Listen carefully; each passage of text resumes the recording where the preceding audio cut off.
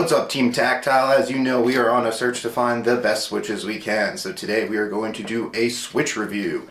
And up for review are the Glorious Pandas. And we're going to find out, are these pandas truly glorious, or are they a glorious waste of your money?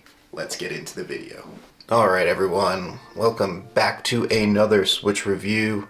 We're looking at Glorious Pandas, and I like looking at Glorious stuff just because it tends to be pretty popular because it's accessible, right? I think you can even get this stuff at Micro Center if you're fortunate enough to have a Micro Center around you.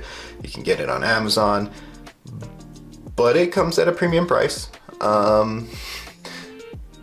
Let's just leave that there.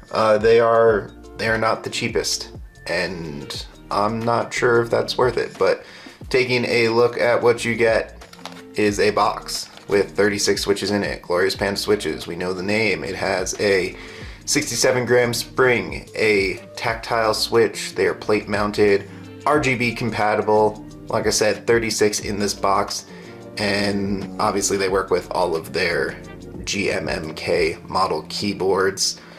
And then so outside of that, you do get a polycarbonate top housing, a palm stem, and a 3-pin bottom housing. So let's open these up and see what you get when you're ordering your Glorious Panda switches. If I can even get them out, because I have them shoved in there pretty good. Let's see. Boom. That's it. Underwhelming, if you ask me. So you're gonna get, I guess, a quick start guide for your switches. That seems like that's great. And then a slightly angrier panda sticker than I had on the thumbnail. But if you are in the market for some switches, you're going to need probably more than one box of these, so you'll get multiple panda stickers. Cool. And then you get a bunch of switches in a bag. So, you guys know I'm a stickler for packaging, and this just doesn't do it for me. But, here we go. We get a bunch of switches out here. But let's pop one of these open real quick just so that we're looking at all of the pieces. So they are somewhat easy to get into, and we can just kind of go one by one on these as well, because I think that's important. So grab the stem out. Cool. So again, you are left with a polycarbonate top housing right there. Nothing too crazy. You got your stem, which is made of a palm material. Let me see if I can try to even get this to focus. Come on. There we go. A little bit. But yeah, nothing too crazy there. Obviously you got your little feeting on it because these are tactile switches. And then you're left with your spring. Again, 67 grams. I do like 67 grams. I think in the 60 grams it's a good area for us to be as far as like key presses go. They feel much better. I've had some, like, again, the Acos are very light, and as much as I like that, I think they actually just cause more problems than they do help when it comes to key presses and heavier keycaps and things like that, because these will work with whatever you're doing. So it's a pretty decent switch overall. Again, they come pretty scratchy out of the box if they're unlubed. I can't really talk to how good of a factory lube job they do because I did not get a factory lubed version, but it's just really hard to justify that cost for keyboard switches in my mind, because I think when I'm looking at switches, most of them, even lubed, 50 cents, 60 cents a switch seems to be a much sweeter price point than close to $1.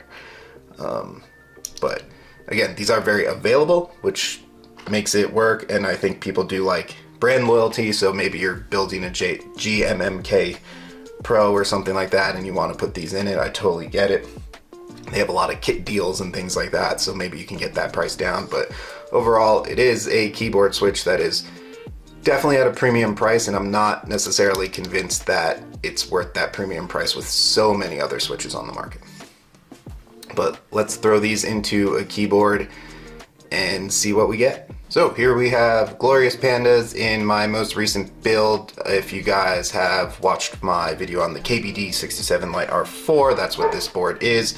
And if you haven't watched it, I highly recommend go check out the channel and watch my review of the KBD 67 Lite R4. But this is a smaller keyboard, so easier, fewer switches, right? If you're looking for how many boxes of switches do I need, it's nice too, because you'd probably only need 2 from Glorious for this, so could be a money-saving way there. But I really like this keyboard. It's pretty affordable. I like to do all of my tests in affordable keyboards, and it does have RGB, and it says that these Panda switches are RGB compatible. So before I even throw keycaps on, let's take a look at what that looks like, mainly because I just think it's cool. I know a lot of switches that say that they are RGB compatible seem to always be that clear. So these are definitely not clear, just to see what that looks like over here. But now we're gonna throw some keycaps on this and we can do a sound test. All right, so we got our keycaps on. Let's go ahead and do a quick sound test on these.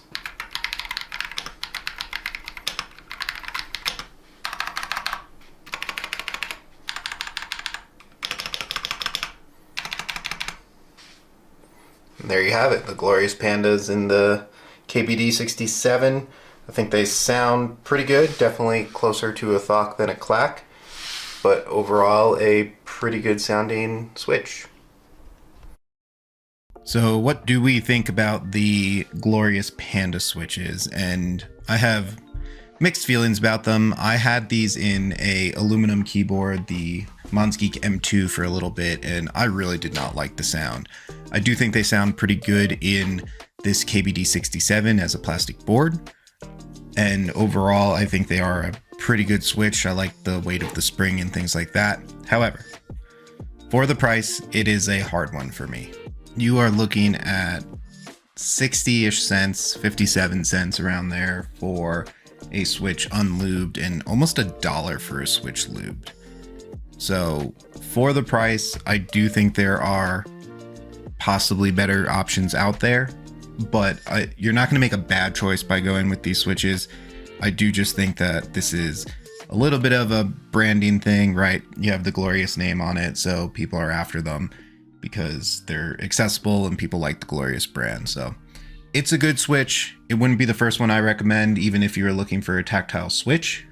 However, if you like the Glorious brand and you're interested in keeping your stuff in that Glorious ecosystem, you won't be unhappy with the Glorious Panda switches. I just think that you could possibly make a better choice with everything that's out there. So that's going to do it for this one. Thanks everyone for hanging out through another video. Let me know what you think in the comments, or if there's any switches you maybe prefer, or if you really like the Glorious Pandas. Like, comment, subscribe. Keep a conversation going in the comments. I love talking to everybody as you guys get through the videos and share your opinions and other things that match up really well with the stuff I'm doing. But other than that, I will see you all in the next one.